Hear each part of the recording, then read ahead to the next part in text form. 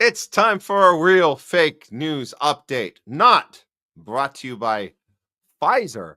Let's see what happened with Rachel Maddow and her response to Trump calling Zelensky a dictator and engaging with a foreign adversary, Putin, which we're not supposed to do. We're not supposed to engage. And we're certainly not supposed to attempt to cut off the military industrial complex's arm and end the Ukraine war. We're not supposed to be doing that. We're supposed to be fueling as much money into the war machine's pocket as possible until there's not one dime left. We're supposed to do that. So Rachel Maddow, she had to prepare as an actor does when she got ready to deliver this monologue. Do you guys know this? When you go, little warm up, little stretching, little, there's all these things you do as an actor. She's certainly an actor. She's really good too, but we can see right through it. Let's see if you can see right through this one. I'm sure you guys can. It's not even going to be hard on this time,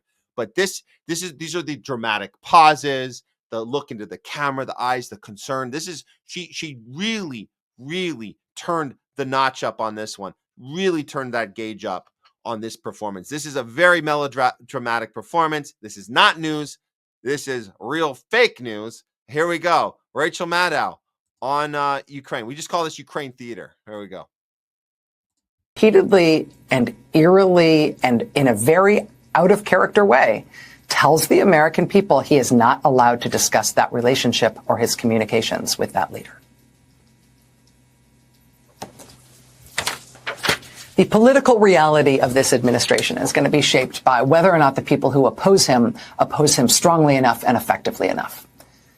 The political reality of this administration and this presidency will be determined by whether the people who voted for him are horrified enough by what they have wrought that they regret it and are willing to act differently and to speak out about their regret.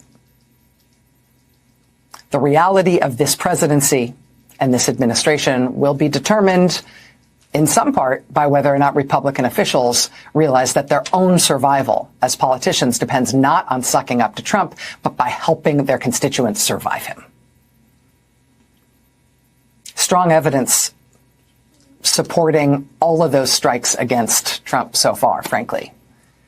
But this is one other thing to watch. If we really are now abandoning the free world and lining up instead with the world's dictatorships, and Trump is unwilling to even explain why, just watch. The American people are going to have some feelings about that too. Just watch. Just watch. Just watch. MSNBC is going down.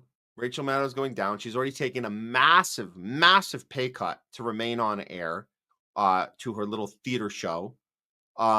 She's doubling down on Russiagate all these years later. She's still doubling down on it. Sometimes what we do when sometimes there's another option, and I thought we were open to seeing that she would just stop covering it, because that's what you do with like COVID stuff. Like, she's never followed up on her COVID monologue. You guys remember her famous one where she said, "We know now that if you get this shot, you will protect yourself from getting COVID. You will not get it. You will not transmit it. You will not spread it. You will not." She told you, go get that thing. So she never followed up on that one. She let that go.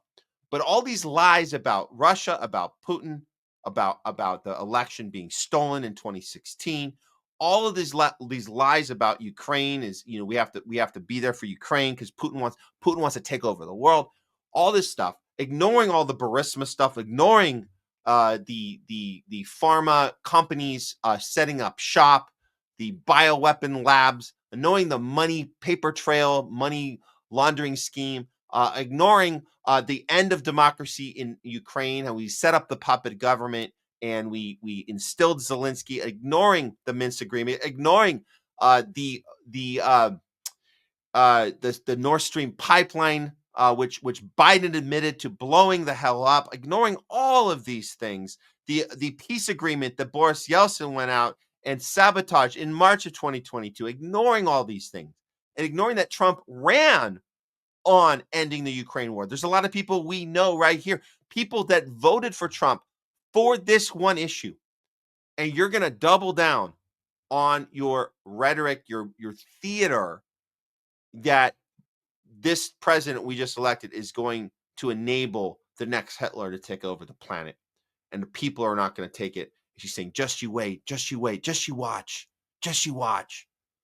It's insane. I don't know, whatever little audience left is still falling for this stuff, and that look in her eye and calling that news. That's not news. Just as Trump said years ago, it's called fake news, and we're not falling for it anymore. If you want to see a follow-up to when every once in a while the fake news gets something right, it takes somebody like Calley Means to go on CNN and call out this Dr. Offit about the misinformation they're peddling on their network. So every once in a while in the fake news spectrum, we get a little real news. So we'll bookend it, this segment, with a little calling out the BS live on CNN by Calley Means to Dr. Offit. Check this out. Public health. No, it's the public health leaders themselves. It's people defending with the record that's happening to health at HHS why cuts are bad. Of course we should make cuts. Of course the personnel should be changed. What's causing distrust in public health authorities is conflict of interest, like Dr. Offit taking millions of dollars from pharmaceutical makers like Merck while approving and recommending pharmaceuticals on a. You see him laughing on the left? He's uncomfortable. The media pundit in the middle that's supposed to be running the show, she's a little off. She's got somebody in her ear right now telling her, cut him off. And she doesn't do that. And that's why this is funny. Committees. It's the fact that Dr. Offit's saying that science is always settled when he himself has approved vaccines that have been recalled for causing organ failure for kids. And it's the fact that Dr. Offit is talking about measles, which is important. And I want to be clear, Pamela, I don't want to get this out. It's important. But there were 300 deaths from measles a year before the invention of the vaccine. We have 38% of children right now having prediabetes. Bobby is focused on that. He's focused on reorganizing the department. And that's what we should be talked about, not this distraction. So, yeah, good for him for getting all that out. But I don't know how many of you guys ever even watch CNN, MSNBC, Fox News ever anymore. These clips come up. A lot of our, colleagues and people that, friends of our colleagues, we know Hotspot always does a good job. Case Study QB, they do an excellent job. I know Hardlines Media likes to use their clips to just kind of shuffling through this crap. And every once in a while, we'll get these real moments that happen, like just happened here on that CNN clip. But most of the time, we're getting theater. Most of the time, we're getting the Rachel Maddow Ukraine theater or COVID theater or whatever the theater piece is of the moment. That's what we're getting, and they're done. Their time is expiring. That's what's happening in the mainstream media. So we'll continue to cover these moments week to week in our real fake news update.